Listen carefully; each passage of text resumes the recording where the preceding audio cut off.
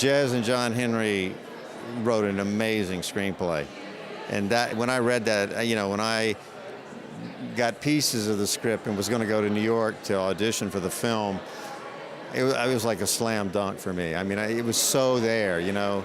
I stammer and stutter a lot as a person, as you can tell. But when I was, I wanted it to be precisely exactly what they had written, because it was just that way. You know what I mean? It was amazing. So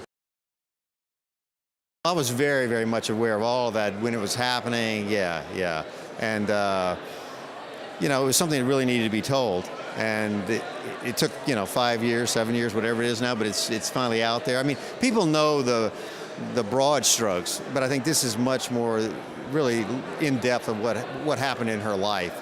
It's a much more human story, not just seeing somebody taken out and, you know, escorted into the courthouse, and you know, everybody thinks they know who Scooter Libby is because they constantly were seeing him on CNN getting out of a limo going into a courthouse. He's a very private guy. You try to find footage of him. He was very, you know, he was not a guy who was terribly accessible with. I mean, he talked to the press, I think, from my understanding of my research, what I did, but he wasn't a guy that was out on the talk show circuits. Dick Cheney and Condoleezza Rice and other people who were out there, but not him. He was working behind the scenes.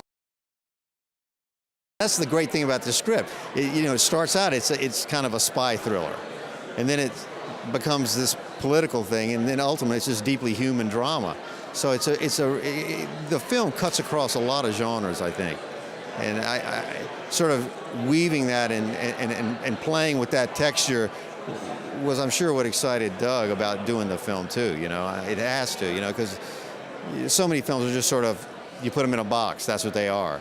This film, I don't think you can put in a box like that. I met Joe at the read-through, and I just was totally impressed with how gracious he was there, just with all the actors. I didn't see him again until just now.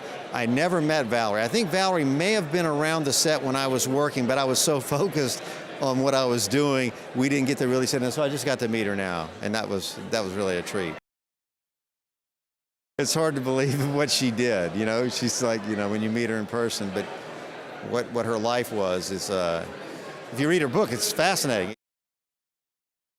It's never not relevant to be vigilant about what's going on with our elected officials. If we go to sleep, we're going to end up in a prison. You know what I mean?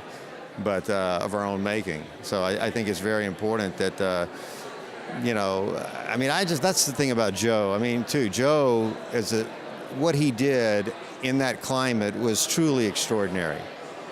To stand up kind of alone and be screaming from, you know, from the rooftops the truth that he knew, you know, it took a huge man to do that. So I think, you know, that's worth seeing too, you know. And Sean does a fantastic job of getting Joe, you know, so.